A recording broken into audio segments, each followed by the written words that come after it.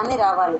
కదంబ మంజరీ క్లుప్త, కదంబ మంజరీ క్లుప్త, కదంబ మంజరీ క్లుప్త, కదంబ మంజరీ క్లుప్త, కర్ణపూర మనోహర. రా కింద అనావద్దు.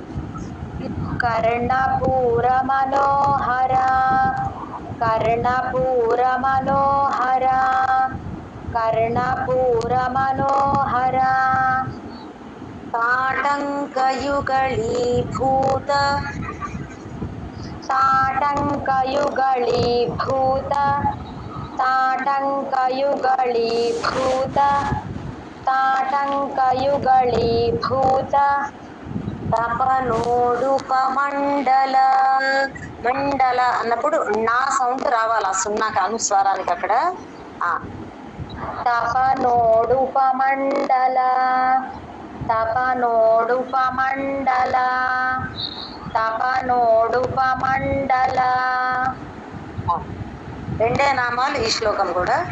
కదంబ మంజరీ క్లుప్త కర్ణపూర మనోహర. క్లుప్త దగ్గర దీర్ఘం ఇవ్వకూడదు, వెంటనే అందుకోవాలండి. చాలా మందికి ఈ లలితా సహస్రనామాలు ఆల్రెడీ వచ్చేసిన వాళ్ళకి ఇలాంటి ఏమన్నా చిన్న చిన్న కరెక్షన్స్ ఉంటే చూసుకోండి.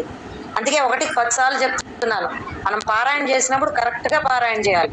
అమ్మవారికి నామపారాయణ ప్రీత అన్న నామం వస్తుంది. నామం పారాయణం చాలా ఇష్టం, కరెక్ట్ గా చేయాలి, కానీ తప్పు పేరు పెట్టి పిలవకూడదు కదండి. అది చెప్పండి. కదంబ మంజరీ క్లుప్త కర్ణపూర మనోహర, కదంబ మంజరీ క్లుప్త కర్ణపూర మనోహర, కదంబ మంజరీ క్లుప్త కర్ణపూర మనోహర, తాటంకయుగళీభూత తపనోడుపమండల. భూత తపనోడుప వెంటనే అందుకోవాలి, తపనోడుప అని. ఆ భూత దగ్గర గ్యాప్ ఇవ్వకూడదు. తాటంకయుగళీభూత తపనోడుపమండల, తాటంకయుగళీభూత తపనోడుపమండల, తాటంకయుగళీభూత తపనోడుపమండల. కదంబ మంజరీ క్లుప్త కర్ణపూర మనోహర. ఆ క్లుప్త దగ్గర తేల్చి చెప్పాలండి రేఖ గారు. తాటంకయుగళీభూత తపనోడుపమండల.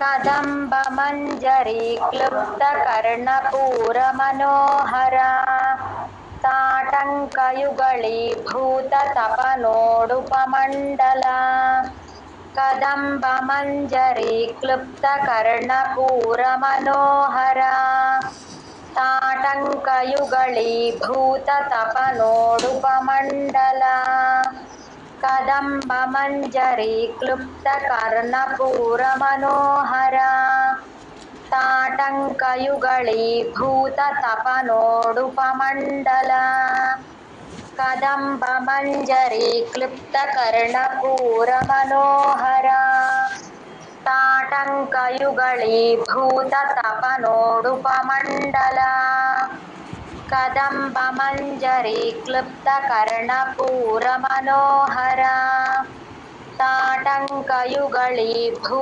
తపనోడుపమండల, కదంబ మంజరీ క్లుప్త కర్ణపూర మనోహర, తాటంకయుగళీభూత తపనోడుపమండల, కదంబ మంజరీ క్లుప్త కర్ణపూర మనోహర, తాటంకయుగళీభూత తపనోడుపమండల, కదంబ మంజరీ క్లుప్త కర్ణపూర మనోహర, తాటంకయుగళీభూత తపనోడుపమండల.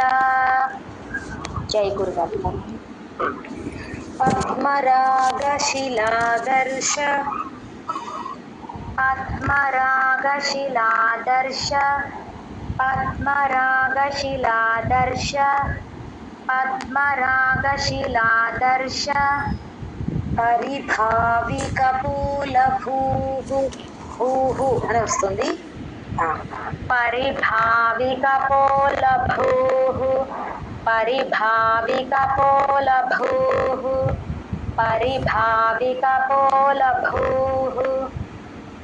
नवविद्रुमबिम्बश्री नवविद्रुमबिम्बश्री नवविद्रुमबिम्बश्री नवविद्रुमबिम्बश्री న్యక్కారిరదనచ్ఛద చా కింద ఛ మహాప్రాణం న్యక్కారి న్యక్కారిరదనచ్ఛద న్యక్కారిరదనచ్ఛద న్యక్కారిరదనచ్ఛద పద్మరాగశిలాదర్శ పరిభావికపోలభూః ఒకటే నామం శిలాదర్శ దగ్గర గ్యాప్ ఇవ్వద్దు, దీర్ఘం ఇవ్వద్దు. పద్మరాగశిలాదర్శ పరిభావికపోలభూః పద్మరాగశిలాదర్శ పరిభావికపోలభూః పద్మరాగశిలాదర్శ పరిభావికపోలభూః నవవిద్రుమబింబశ్రీ న్యక్కారిరదనచ్ఛద శ్రీకి దీర్ఘం ఉంది, చూసుకోండి అందరూ. నవవిద్రుమబింబశ్రీ న్యక్కారిరదనచ్ఛద